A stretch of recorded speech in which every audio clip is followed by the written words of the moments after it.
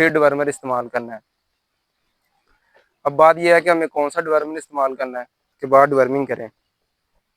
इससे क्या होता है कि जब बच्चा अभी 5-6 महीने से पहले की उम्र का होता है तो तब उसमें एक साल्ट से ही ख़त्म नहीं होते, उनके लिए दूसरे साल्ट की ज़रूरत होती है, जिसमें कुछ जिगर में जो है वो कीड़े आ जाते हैं जिनको हम फ्लूस कहते हैं। जो हमारे लोग जिन्होंने बकरियाँ रखी हैं और वो चराई पे लेके जाते हैं, वो कोशिश करें कि हर महीने डिवर्मिंग करें। खास छोटा बच्चा हो 6-7 महीने का, 4 महीने का, या बड़ा जानवर हो, हर महीने करें। इससे बिस्मिल्लाहिर्रहमानिर्रहीम, अस्सलाम वालेकुम। मेरा नाम है डॉक्टर अली रज़ा और आप देख रहे हैं मेरा यूट्यूब चैनल। इस चैनल पे हम बकरियों के जितने भी मसाइल हैं, खा वो रिप्रोडक्शन के हों या कोई और हेल्थ इशू, उस पर बात करते हैं। आज की जो हमारी वीडियो है वो है छोटे बच्चों में डिवर्मिंग के हवाले से, कि छोटे बच्चों को डिवर्मिंग कब करनी चाहिए और कैसे करनी चाहिए, और किस उम्र में डिवर्मिंग, पहली डिवर्मिंग जो हमने करनी है और किस तरीके से करनी है, और कौन सी दवाई हमने इस्तेमाल करनी है ताकि बच्चा डिस्टर्ब ना हो। क्योंकि हमारा जो अब कोर्स का ट्रेंड है वो फार्मिंग है, लेकिन हमारे जितने भी फार्मर हैं जो लोकल हैं गांव वगैरह में जिन्होंने बकरियां रखी हुई हैं, वो चराई पे रखते हैं जानवर को। तो उस केस में हमने कि डिवर्मिंग का क्या स्केड्यूल रखना है वो भी आपको बताऊंगा मैं। सबसे पहले कि फार्मिंग में डिवर्मिंग बच्चे की कब करनी है, इस चीज़ को मद्देनज़र रखते हुए, क्योंकि बच्चा जब पैदा होता है तो हमारा इन्वायरमेंट जो है उसमें डिफरेंट जो है जरासीम या मिट्टी जो है नीचे, तो उससे बच्चे के मुंह में जरासीम चले ही जाते हैं, जिनको हम एग्स कहते हैं, जो अंडे होते हैं, जो कीड़े बनते हैं पेट में जाके, तो वो चले जाते हैं।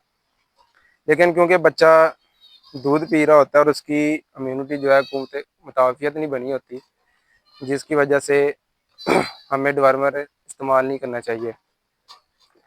तो जब बच्चा जो है वो 6 से 8 हफ्ते का हो जाए, तकरीबन 1.5 महीने का हो जाए, तो फिर डिवर्मर इस्तेमाल करना है। अब बात यह है कि हमें कौन सा डिवर्मर इस्तेमाल करना है। तो हमने ऐसा डिवर्मर इस्तेमाल करना है बच्चों में जो डायरिया ना काज करे। कौन सा वो डिवर्मर है? वो है जी अल्बेंडाजोल का साल्ट है। वो कोई भी अच्छा साल्ट आप ले सकते हैं किसी भी कंपनी का। ये जो है अल्बेंडाजोल, ये डायरिया काज नहीं करती। इसके अलावा दूसरे जो डिवर्मर है वो डायरिया काज करते हैं, वो कोशिश करेंगे ना दें। अल्बेंडाजोल से पहली डिवर्मिंग करें। दूसरी उसके बाद जो चीज़ है वो ये है कि छोटे बच्चे हमने फार्मिंग में जो रखे हैं, पहली डिवर्मिंग के बाद हर महीने के बाद डिवर्मिंग करें। इससे क्या होता है कि जब बच्चा अभी 5-6 महीने से पहले की उम्र का होता है तो तब उसमें क्या कहते हैं, इम्यूनिटी इतनी डेवलप नहीं हुई होती, जिसकी वजह से उसमें ये स्ट्रेस रहता है पेट के कीड़ों वाला। तो उसके लिए हमें हर महीने बाद डिवर्मिंग का स्केड्यूल होना चाहिए। कम से कम 6 से 7 महीने हम बच्चे की हर महीने डिवर्मिंग करें। दूसरी चीज़ ये है कि डिवर्मर जो है, पहले जैसे मैंने आपको बताया कि साल्ट इस्तेमाल करें अल्बेंडाजोल का, ताकि डायरिया ना काज हो। तो दूसरी दफ़ा आप चेंज कर लें, क्योंकि पहली दफ़ा जब डिवर्मिंग हो गया तो दूसरी दफ़ा जो है जानवर उसको बर्दाश्त करने की ताकत हो चुकी होती है। बच्चा जो 3 महीने का हो चुका होता है, तो फिर आप कोई और साल्ट यूज़ कर सकते हैं।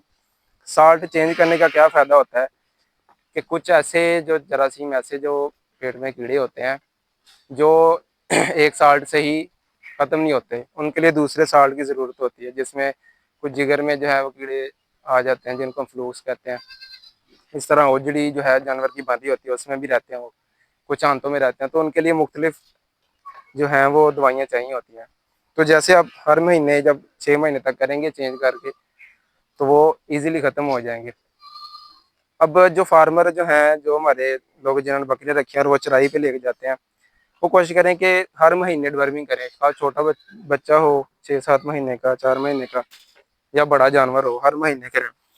इससे क्या होता है, क्योंकि चराई पे जानवर जा रहे होते हैं, उनमें ज़्यादा चांस होते हैं कि वो उनमें पेट के कीड़े हो जाएं। बाकी फार्मिंग में है, तो फार्मिंग में जो जानवर है उसको हम, जो बड़ा जानवर है, उसका स्केड्यूल ऐसे बना सकते हैं कि हर 2 महीने बाद कर लें। ये छोटी छोटी चीज़ें हैं जो हम इन पे ध्यान दें, तो काफ़ी जो है जानवर में जो स्ट्रेस रहता है इन पेड़ के कीड़ों की वजह से। अब निशानियां क्या होती हैं कि जानवर के पेड़ में कीड़े हैं। सबसे पहले है कि जानवर को जो आप चारा हम दे रहे होते हैं बड़ा बेहतरीन ये दे रहे हैं, लूसन खुश्क लूसन दे रहे हैं, वंडा भी अच्छा डाल रहे हैं, लेकिन जानवर उस तरह रिस्पॉन्स नहीं कर रहा, बिहेवियर जो है उसका चेंज है और ग्रोथ नहीं दिखा रहा। दूसरा है कि जिस्म से बाल झड़ना शुरू हो जाते हैं, जैसे यहाँ से इस गर्दन से, पीछे दुम से, और ये ऊपर कमर से बाल झड़ना शुरू हो जाते हैं। बावजूद इसके कि जानवर काफ़ी अच्छी खुराक खा रहा होता है। इसके अलावा कभी कभार ऐसा होता है कि डायरिया हो जाता है जानवर को, सीवियर किस्म का, ट्रीटमेंट करते हैं, रुक जाता है, फिर दोबारा हो जाता है। तो ये जो अलामात हैं, इनसे हमें पता लग जाना चाहिए कि जानवर को कीड़ों का मसला है। इन अलामात से आपको समझ जाना चाहिए। एक और अलामत होती है, कुछ जानवरों में आ जाती है कि पेट जानवरों का लटकना शुरू हो जाता है, बावजूद इसके कि हेल्दी ग्रोथ होती है। जिस तरह ये जानवर देखें, ये माशाल्लाह डिवर्मिंग रेगुलर होने की वजह से बिल्कुल परफेक्ट है। ये भी जानवर हैं सारे, इनकी रेगुलर डिवर्मिंग होती है, इसलिए इनमें ये मसले नहीं है। अब डिवर्मिंग करने का तरीका क्या है?